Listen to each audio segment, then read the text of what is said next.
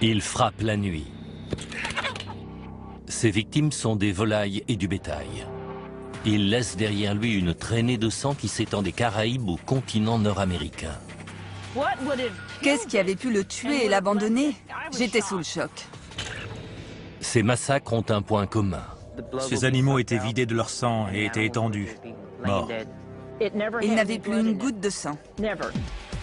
Selon certains, il s'agirait d'un monstre d'origine extraterrestre. Pour d'autres, d'une nouvelle espèce animale. Cet animal étrange a été baptisé El Chupacabra. C'est quoi ça? Mon Dieu!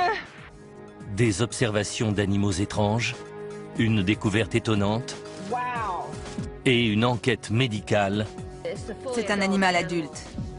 vont éclaircir le mystère qui entoure le Chupacabra.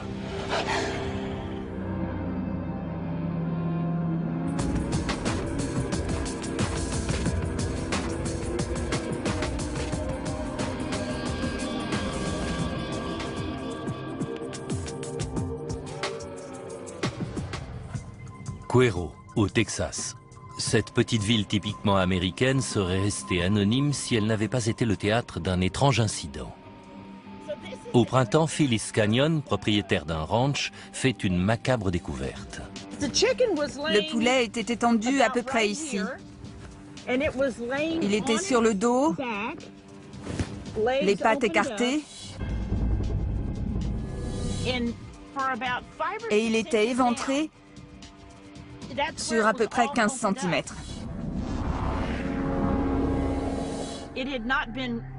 On n'avait pas touché à sa viande, mais il était éventré. Chez nous, un prédateur en quête de viande fraîche tue un poulet et l'emporte. Alors pourquoi venir ici juste pour tuer le poulet et le laisser sur place? La créature qui attaque les poulets de Phyllis ne les tue pas pour leur viande, mais pour leur sang. Il était vidé de son sang et j'ai trouvé ça étrange. J'ai perdu 28 poulets que j'ai toujours retrouvés étendus par terre. C'est alors que Phyllis se retrouve nez à nez avec le tueur présumé. Je rentrais en voiture et en regardant dans cette direction, j'ai aperçu un animal que je n'avais encore jamais vu. L'animal m'a regardé. Il était aussi décontenancé que moi. En m'approchant, j'ai découvert qu'il était complètement dépourvu de poils. Je suis restée un moment à l'observer. Il a fini par s'éloigner en direction de la grange. Il s'arrêtait et se retournait de temps en temps pour me regarder, mais il n'a jamais fui. Il a simplement marché avant de disparaître. J'étais sidérée. Je n'arrivais pas à en croire mes yeux. Phyllis a observé une sorte de chien sans poils, au long museau et à la démarche étrange, qui ne s'est pas enfui à la vue de l'homme.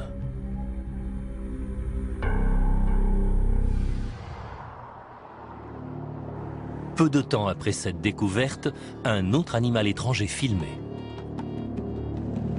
Le shérif Joe Zaveski effectue sa patrouille sur les petites routes du comté de DeWitt au Texas. C'est quoi ça, mon Dieu? Cet animal a également une peau grise dépourvue de poils. Il ressemble à l'animal que Phyllis a observé. Des pattes antérieures courtes et une démarche étrange. En se retournant, l'animal dévoile une gueule étrangement allongée.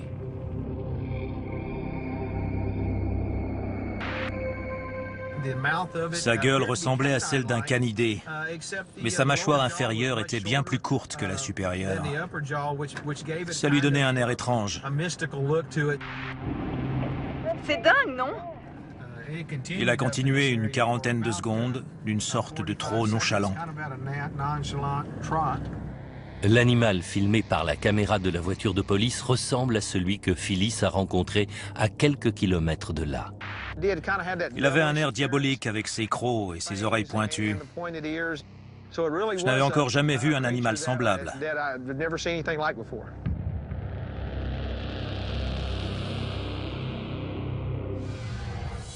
Puis, à une centaine de kilomètres de là, les propriétaires d'un ranch de Fayetteville, au Texas, aperçoivent aussi l'étrange animal. Le premier chupacabra que j'ai vu se trouvait juste derrière moi. Je savais que c'était une sorte de chien, mais il ne ressemblait à aucun chien, ni à aucun coyote de la région. Ça m'a fait un choc. Puis Derrick Hayek et son père font une macabre découverte.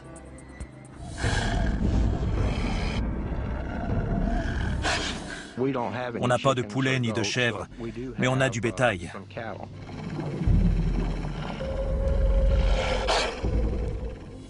Ils étaient vivants la veille, et le lendemain, on les a retrouvés morts.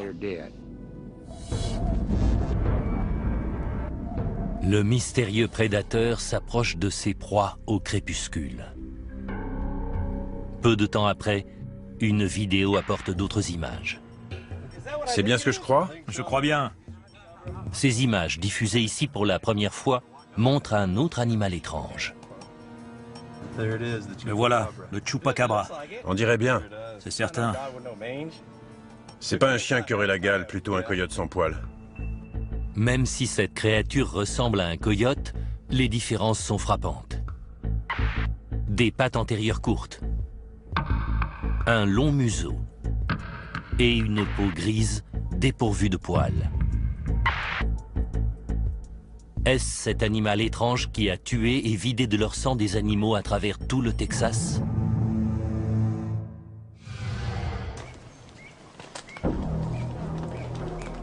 L'éleveuse Phyllis Canyon pense avoir découvert une tanière de chupacabra.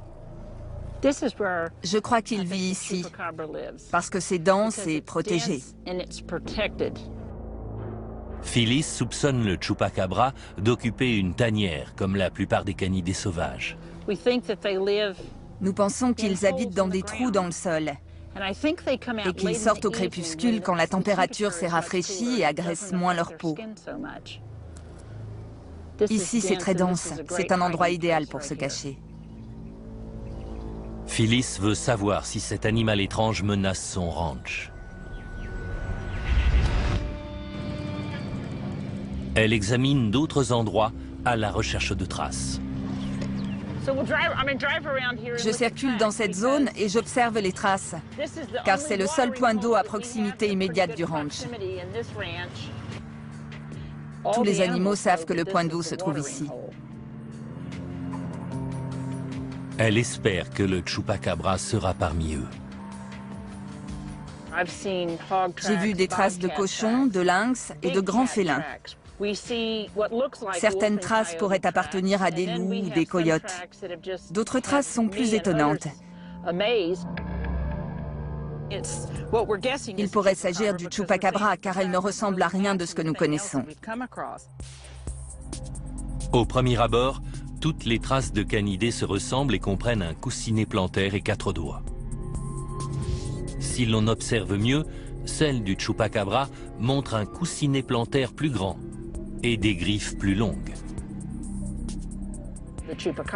Le chupacabra a une empreinte différente entre son coussinet et l'endroit où ses griffes marquent le sol lorsqu'il marche, à la différence du coyote et du loup. Le chupacabra serait-il une espèce de canidé encore inconnue? Les premières descriptions de chupacabra étaient un bric-à-brac de différentes caractéristiques de divers types d'animaux. Ken Gerhardt est cryptozoologiste et s'intéresse aux nombreuses observations d'animaux bizarres. Nous avions rangé le chupacabra dans la catégorie des gobelins. Il ne correspondait à la description d'aucun animal connu. Les observations de chupacabra du Texas sont intéressantes parce qu'elles sont très différentes de celles de Porto Rico dans les années 90.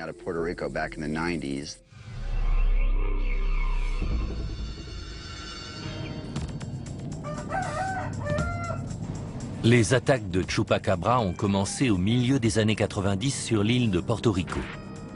Des éleveurs et des fermiers découvrent alors des poulets, du bétail et même des animaux familiers tués en pleine nuit.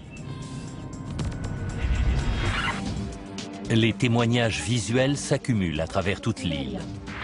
Hier soir, en rentrant chez moi, j'ai vu une ombre. Je l'ai de nouveau entendue derrière la maison. Elle dit qu'il s'agissait d'un genre de lézard d'1,20 m avec de grands yeux. D'après ce que j'ai entendu, ils ont aussi perdu des bêtes. Les autorités ouvrent rapidement une enquête. Les animaux présentaient une perforation à la hauteur du cou. Ils étaient morts, vidés de leur sang.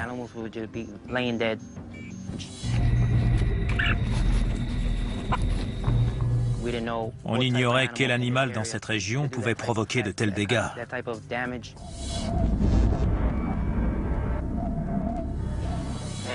Ils l'ont baptisé Chupacabra, l'animal qui suce tout le sang des chèvres.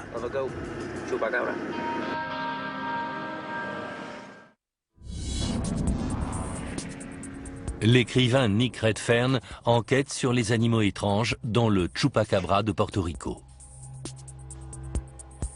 De la fin des années 80 au début des années 90, Porto Rico a connu une recrudescence d'ovnis.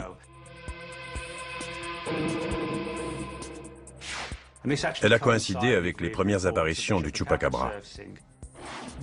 Selon la théorie la plus courante à Porto Rico, le Chupacabra serait d'origine extraterrestre.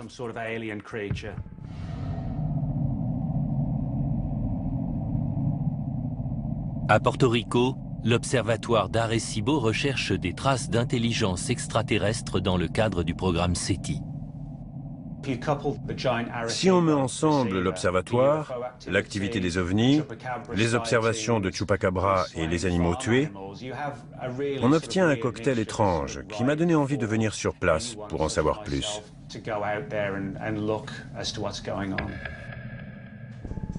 Mais Nick Redfern ne croit pas à une créature extraterrestre. Sans l'exclure, je cherche toujours une explication plus terre-à-terre. Comme Nick Redfern, certains ne croient pas que le Chupacabra soit une chauve-souris vampire, mais plutôt une nouvelle espèce étrange.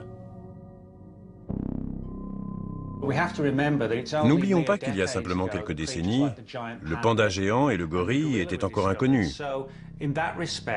C'est pourquoi on ne peut pas exclure la possibilité que Porto Rico abrite également une créature inconnue. Les nouvelles espèces sont souvent découvertes dans les jungles les plus denses. À Porto Rico, Canovanas fait partie du parc forestier El Yunque, une forêt tropicale de 11 000 hectares. Le prédateur connu sous le nom d'El Chupacabra est peut-être une créature inconnue de la jungle qui descendrait la nuit des collines pour se nourrir d'animaux vivants. Le parc national forestier d'El Yunque est un endroit très vert, très luxuriant. Felipe Cano traque et répertorie la faune sauvage d'El Yunque depuis 6 ans. On trouve une faune très abondante rien que dans 1 hectare de forêt tropicale. Elle est vraiment différente de celle du continent américain. Mais si l'on en croit les témoignages, le Chupacabra ne ressemble à aucun animal connu. El Yunque est l'une des forêts tropicales les plus étudiées au monde. Pour Felipe Cano, si le Chupacabra vivait ici, il aurait été découvert depuis longtemps. Je crois que les gens établissent peut-être ce lien par facilité. Il semble peu probable que ce prédateur provienne de cette forêt tropicale. Mais Nick Redfern n'en est pas entièrement convaincu. Je n'exclus pas à 100% un lien entre les attaques, les observations de Chupacabra et l'activité des ovnis. Ces mises à mort par succion de sang dirigent les soupçons vers un coupable potentiel. Le Chupacabra pourrait être une très grosse chauve-souris vampire. Les chauves-souris vampires sont les seuls mammifères connus se nourrissant exclusivement de sang. Mais cette théorie est bancale.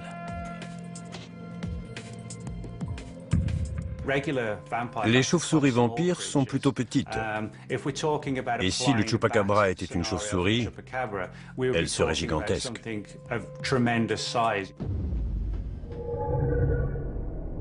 L'identité du Chupacabra reste mystérieuse, mais Nick Redfern propose une autre explication aux nombreuses observations de créatures monstrueuses.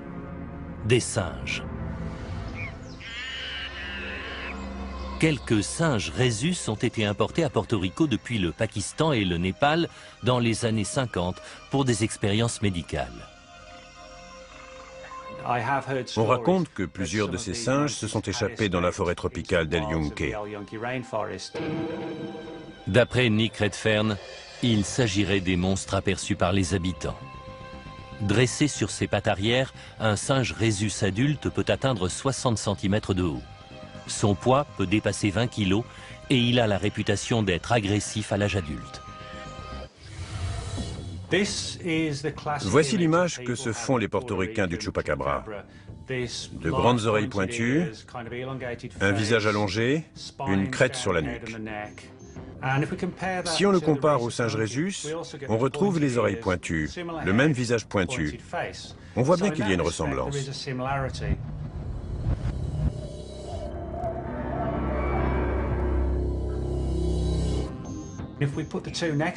Quand on les place côte à côte, voilà le Chupacabra, on retrouve une silhouette proche de celle du singe rhésus. Pour moi, quelqu'un qui voit la nuit un singe rhésus en train de se faufiler et qui connaît toute cette imagerie n'aura pas beaucoup de difficulté à le prendre pour un Chupacabra. Les singes rhésus ont peut-être alimenté les rumeurs de créatures étranges. Mais Nick Redfern pense que c'est leur seul lien avec ces mystérieux cas de succion de sang et ces tueries. Les singes rhésus expliquent-ils la majorité de ces agressions? Je n'y crois pas beaucoup. Bien qu'omnivore, le singe rhésus mange surtout des fruits, des racines et des graines, mais pas de poulet. Nick Redfern a un autre suspect en vue. Il ne faut pas oublier que Porto Rico abrite de nombreux chiens errants.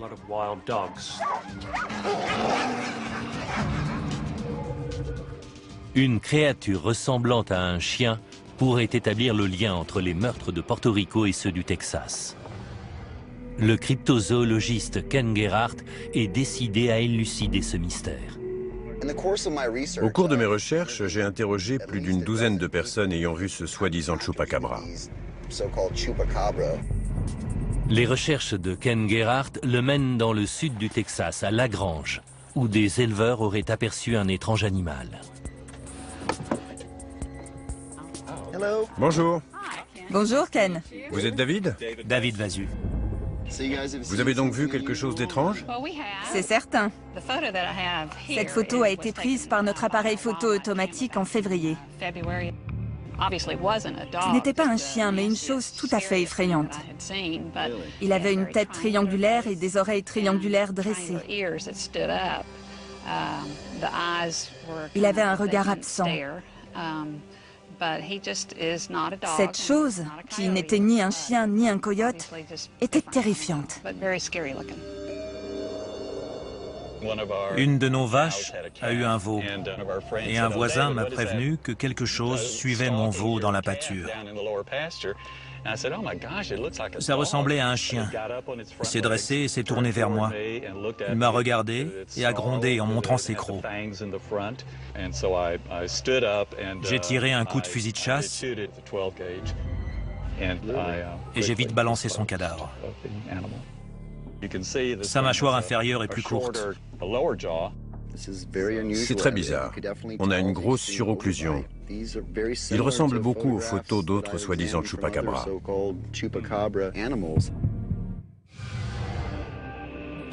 Les observations du sud du Texas correspondent à celles du reste de l'État. Quelle est donc cette créature? Ken Gerhardt se rend à Fayetteville pour en apprendre plus. Les Hayek l'y attendent avec la carcasse d'un animal mystérieux. Bonjour, je suis Ken Gerhardt. Harvey Hayek. Content de vous connaître. Je suis Derek Hayek. Ken Gerhardt, je vous remercie de me recevoir. Content de vous rencontrer. Ils l'ont trouvé il y a quelques jours? Oui, suivez-moi. Et voilà. Bonté divine. C'est le cadavre d'un animal tué par une voiture. Il a certainement été écrasé plusieurs fois. Oui, certainement. C'est intéressant car beaucoup des autres animaux retrouvés ont été écrasés par des voitures. Je me demande si ça n'a pas un rapport avec leur comportement. Comme vous les décrivez, ils n'ont pas l'air effrayés par la présence de l'homme. Ils sont beaucoup moins craintifs que les coyotes, par exemple. Sur notre ranch, ils ont l'air gentils. Ils ne bougent pas et se laissent observer, contrairement aux coyotes qui s'enfuient. Il est évidemment en état de décomposition avancée, mais on peut dire qu'il n'a pas de poils, sauf autour des pieds. C'est normal? S'il avait la gale, ce serait bizarre. La gale est une maladie de peau contagieuse provoquée par des acariens. Les animaux atteints par la gale, comme ce renard, se grattent et se mordent la peau jusqu'à perdre tous leurs poils. Les animaux atteints par la gale arrivent en général à se gratter les pieds. Ce sont donc les premiers poils qui disparaissent, et ce n'est pas le cas ici.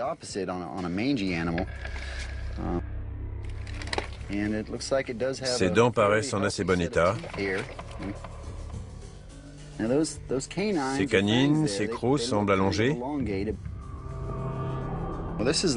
C'est assez inhabituel, comme la longueur des griffes. Les chiens ont des griffes plutôt longues, surtout les chiens sauvages. Mais celles-ci sont un peu longues pour un animal comme celui-ci. Elles n'ont pas l'air très usées. Non, vous avez raison. Si vous êtes d'accord, j'aimerais le confier à des scientifiques de l'université de Texas Tech. Formidable. Je suis curieux de savoir ce que c'est. Cette dépouille et les observations semblent indiquer que l'on a affaire à une nouvelle race de canidés.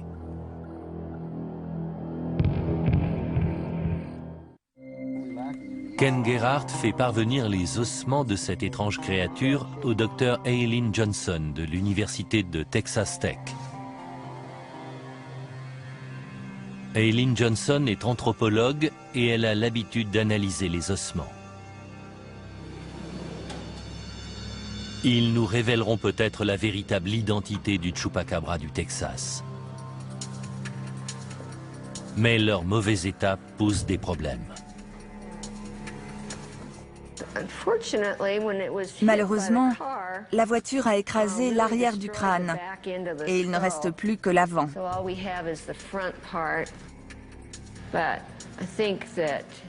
Je crois que nous allons surtout nous intéresser aux mandibules. L'examen visuel de la mâchoire fournit déjà un indice. Il s'agit d'un animal adulte. Ses dents sont propres, tout intactes. Il était en bonne santé. Pour déterminer la provenance de l'étrange créature, Eileen Johnson compare son crâne à ceux d'autres canidés. On peut sortir un coyote et un chien domestique de la même taille. Il y a une différence notable entre les chiens et les coyotes. Le museau de ce coyote est beaucoup plus long et celui du chien beaucoup plus écrasé.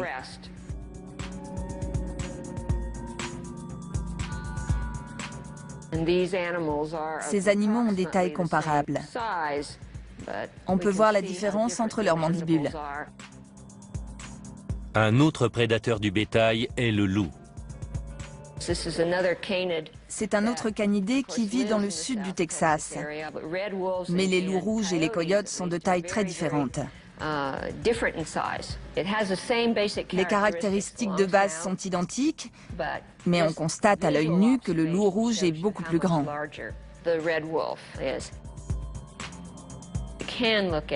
On le voit sur ce spécimen. Il y a une grande différence de taille entre le loup et ce spécimen. Ça ne peut pas être un loup rouge. La comparaison directe avec un crâne de chien montre également de grandes différences.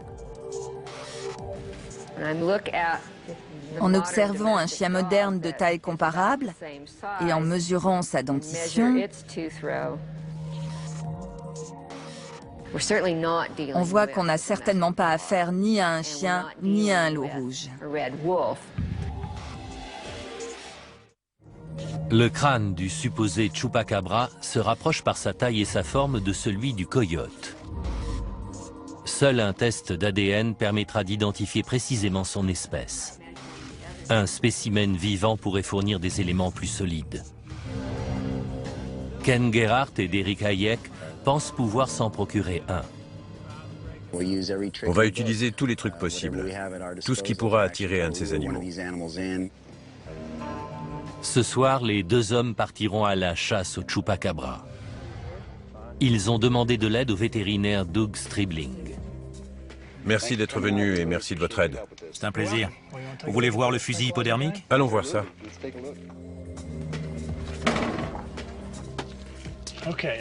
Il fonctionne avec des cartouches de CO2. Voilà les fléchettes de tranquillisant. La mission ne consiste pas à tuer l'animal, mais à l'endormir. Une fois sous sédatif, l'animal pourra être transporté puis examiné. Mais la capture d'un spécimen vivant n'est pas une mince affaire. Vous utiliserez du télazole dosé à 100 mg par cc.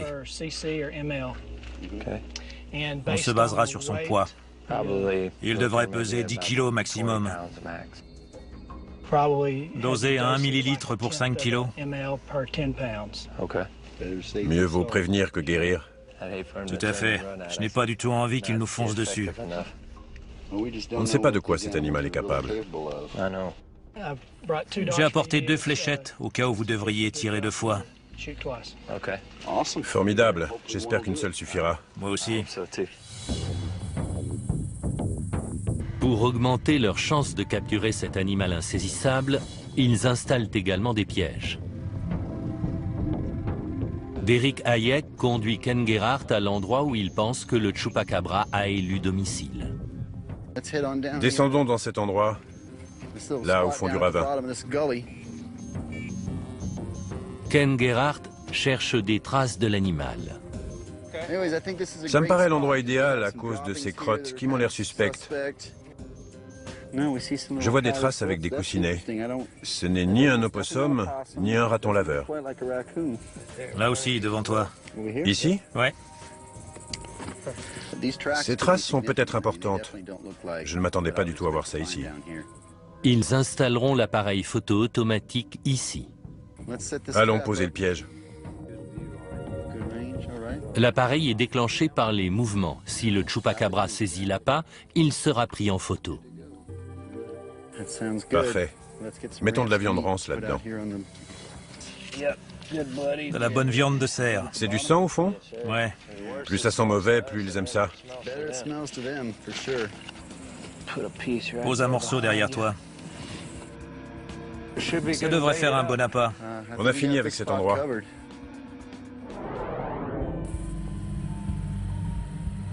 Ils installent un second piège. Cette fois, il s'agit d'une cage métallique munie d'une trappe.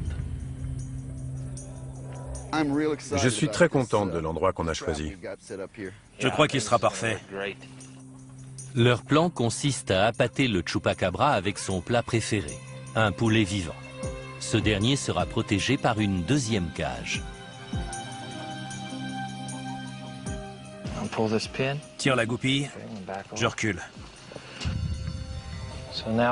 Si le Chupacabra s'intéresse au poulet et touche n'importe lequel de ces fils, ça tirera sur la goupille et la porte retombera.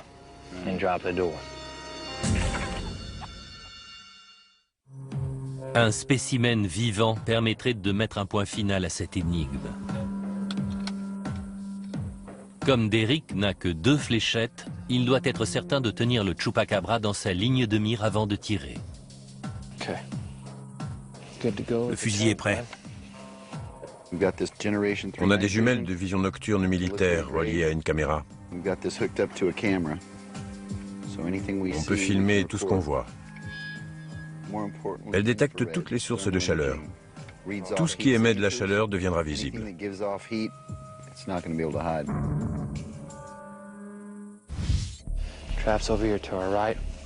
Les pièges sont à droite. Descendons dans cette ravine pour voir s'il y a une activité. Le poulet est là-bas. C'est parfait. Parfait. Marchons jusqu'en bas, derrière ces deux arbres. Compris. Installe-toi. Va te placer en bas, tu auras un meilleur angle de tir.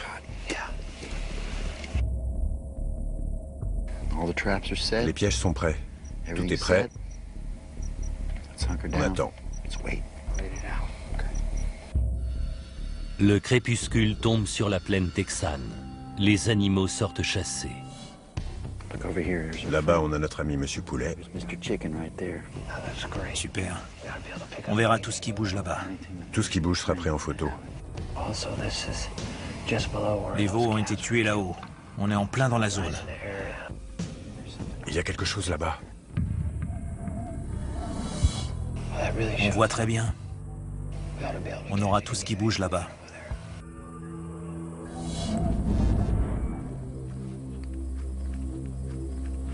On s'est installé dans l'endroit idéal. On peut surveiller le piège et voir tout ce qui bouge autour de nous. Si quelque chose descend dans ce ravin, c'est qu'il est déjà venu. On n'a plus qu'à attendre.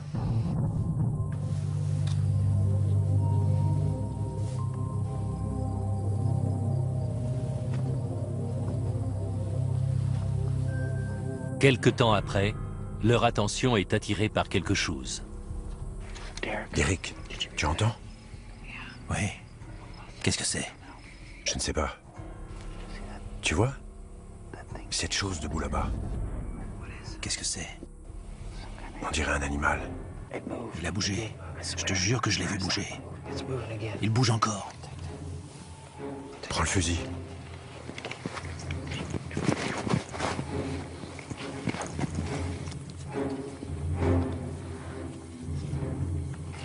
Tu le vois?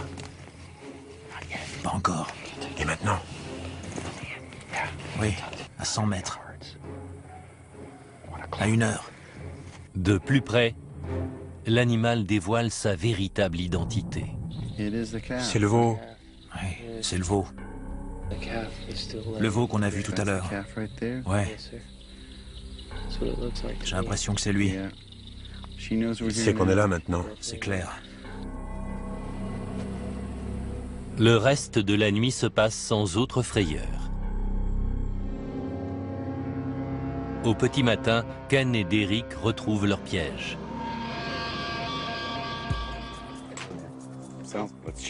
Vérifions-le. Quand on entre là-dedans, on n'en sort plus. Ils espèrent que le Chupacabra s'est laissé prendre.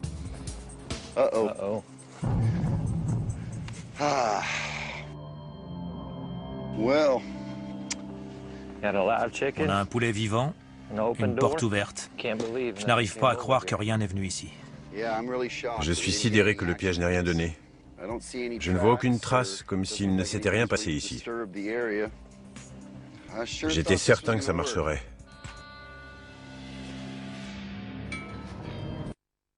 Ils espèrent que l'appareil photo automatique a au moins saisi quelque chose. On en a 9. On verra peut-être quelque chose. Ouais. L'appareil a effectivement pris des photos pendant la nuit. On va les regarder. Je suis très content parce qu'on a quelque chose. On a 9 images de quelque chose près de cette tanière. Sur la première, on s'en va. La deuxième, on dirait un petit daim. L'attention de Derek est attirée par quelque chose. Qu'est-ce que c'est? J'ai vu quelque chose. Un tatou. Oui, c'est bien un petit tatou. La traque se conclut par une lourde déception. Le Chupacabra n'est pas entré dans le piège et n'a pas été pris en photo. Il est toujours là, quelque part. Je ne lâcherai pas, parce qu'ici, on tient un endroit idéal. Vous les avez observés très souvent. Ils sont ici. Tout à fait, je suis d'accord. Ils sont sur ce domaine. Il faut juste en coincer un. Près de Cuero, au Texas, le mystère du Chupacabra rebondit lorsque Phyllis Canyon reçoit un appel. Allô? Un samedi matin, un voisin éleveur m'a appelé et m'a dit « On a un de ces Chupacabras qui s'est fait écraser par une voiture. Tu peux me l'apporter? C'est formidable. » Phyllis espère que cette nouvelle dépouille aidera à résoudre une bonne fois pour toutes le mystère du Chupacabra. On dirait de la peau d'éléphant. Il est totalement dépourvu de poils, à part un léger duvet.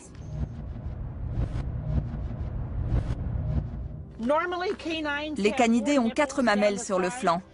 Je n'en vois que 2. Regardez ses pattes et ses griffes. Ces pattes ressemblent aux empreintes près de notre réservoir. Elles comportaient un point au bout de chaque patte. Ça correspondrait exactement.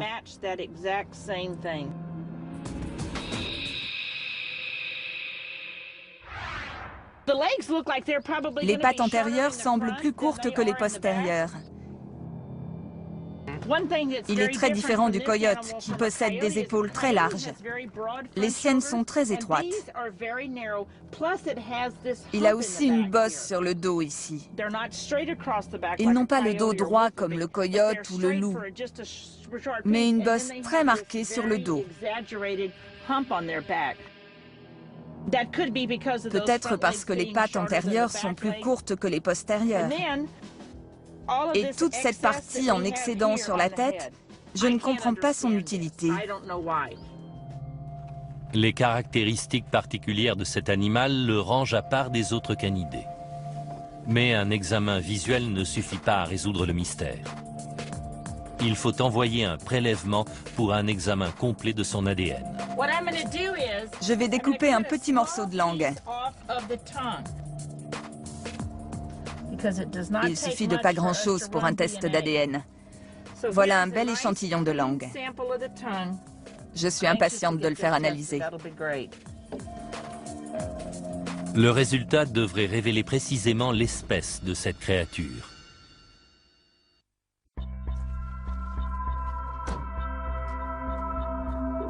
Phyllis n'en reste pas là. Elle veut une série complète de radios pour aider à l'identification. Elle emporte son Chupacabra chez un vétérinaire, Travis Sharp.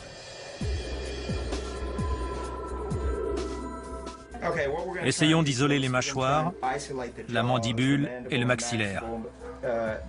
Mais je veux isoler les dents en les prenant sous un certain angle. Je vais éteindre cette lumière pour prendre les radios. Prête? Prête.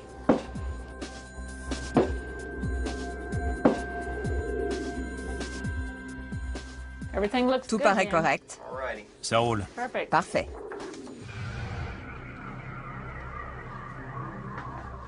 Pendant ce temps, Mike Panassi, biologiste au laboratoire de Texas Tech, s'apprête à analyser l'échantillon de langue. J'ai vu des photos du spécimen dont j'ai reçu les échantillons. À part la taille, plusieurs de ces caractéristiques n'ont rien à voir avec celles du coyote. Pour lui, l'aspect inhabituel de l'animal laisse le champ à de nombreuses possibilités, dont un croisement interespèces. Je me suis demandé si c'était le résultat d'une hybridation, ce qui pourrait expliquer l'absence de poils des spécimens. Une mutation génétique serait une autre explication. Une seule mutation peut provoquer d'énormes changements de morphologie. Seul un test de son ADN pourra apporter des certitudes. Pour l'instant, tout est encore possible. Je n'ai pas d'idée préconçue. Seuls les tests fourniront une réponse.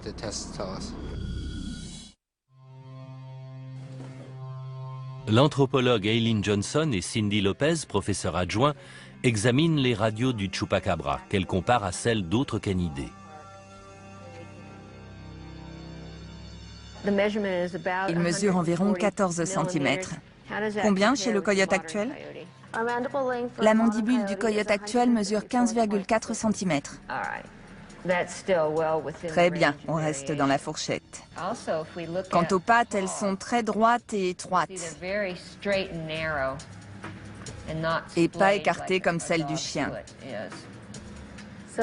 C'est plus proche du coyote actuel? Oui.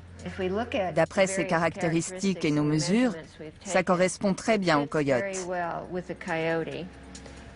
Ça n'est définitivement pas un chien. Ni un loup rouge, parce qu'il est trop petit. S'il s'agit d'un coyote, il ne se comporte absolument pas comme ceux que Phyllis Canyon a pu observer. Cet animal que nous appelons Chupacabra n'a jamais eu peur de nous. Il ne s'est jamais enfui.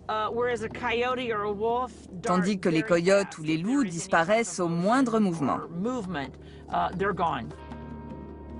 Pour Phyllis, ces conclusions ne tiennent pas debout. Elle n'explique pas, par exemple, l'appétit du Chupacabra pour le sang. Cet animal semblait entailler les poulets dans la région du cou pour atteindre leur artère et sucer tout leur sang. Parce qu'on ne retrouve jamais de sang au sol à l'endroit où il aurait dû gicler. Le généticien Robert Baker pense que si le Chupacabra se nourrissait seulement de sang, il ne pourrait survivre qu'en modifiant ses organes et ses fonctions corporelles.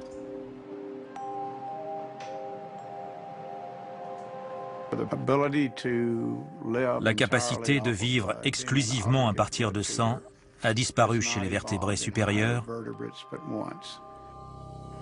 à l'exception des chauves-souris vampires qui vivent en Amérique. Il leur faut des reins spéciaux et un anticoagulant, car le sang ne coule pas tout seul d'un animal. Rien ne prouve que le Chupacabra dispose des organes indispensables pour se nourrir de sang. Cette soif de sang est seulement étayée par des témoignages visuels. Il avait une perforation. Les autopsies pratiquées sur les victimes de l'animal ne montrent aucune perte de sang. L'idée que le Chupacabra ne se nourrit que de sang relève uniquement du folklore. Pendant que les experts débattent sur le régime alimentaire de l'animal, le biologiste Mike Panassi peut confirmer son espèce. Il a reçu les résultats des tests de l'ADN de l'animal retrouvé près de chez Phyllis. On retrouve les traces d'une hybridation avec un loup gris ou un loup du Mexique. Je ne peux pas affirmer à 100% que c'est un coyote, mais il correspond aux autres coyotes présents dans cette région. Le Chupacabra est hybride de coyote et de loup du Mexique ou de loup gris. Mais cela n'explique pas l'absence de poils. L'absence de poils est peut-être d'origine génétique et due à une simple mutation, mais je pencherais plutôt pour une maladie.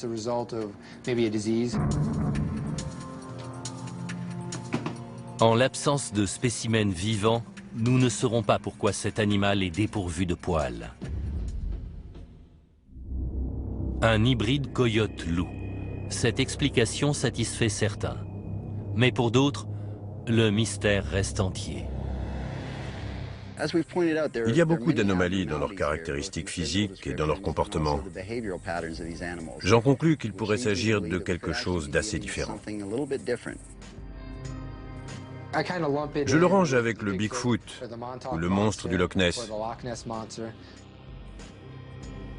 Les gens voient ce qu'ils ont envie de voir. Devant quelque chose d'inconnu, notre jugement est parfois faussé. Si certaines agressions à Porto Rico peuvent être attribuées aux chiens errants, selon Nick Redfern, beaucoup restent inexpliqués. Je suis certain qu'un petit faisceau de preuves nous indique qu'il y a une créature qui tue. Qui est-elle? Je n'en ai aucune idée.